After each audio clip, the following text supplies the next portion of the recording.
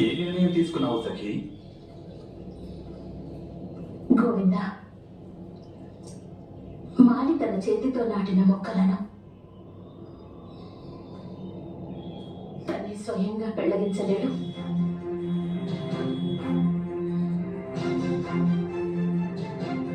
నా పుత్రుల మృత్యువును చూసి నేను ఏ విధంగా తట్టుకోగలను?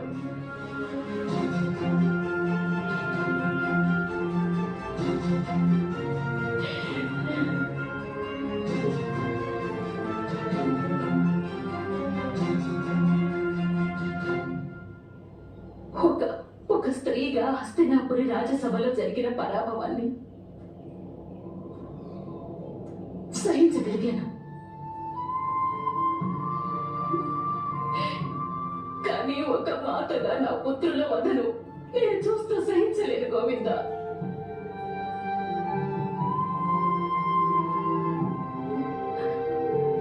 ఒక భార్యగా నా భర్తల సంపదను హరించినప్పటికీ నేను సహించను. కానీ ఒక మాతగా నా పుత్రుల మృత్యువును నేను ఎన్నటికీ భరించలేను గోవింద.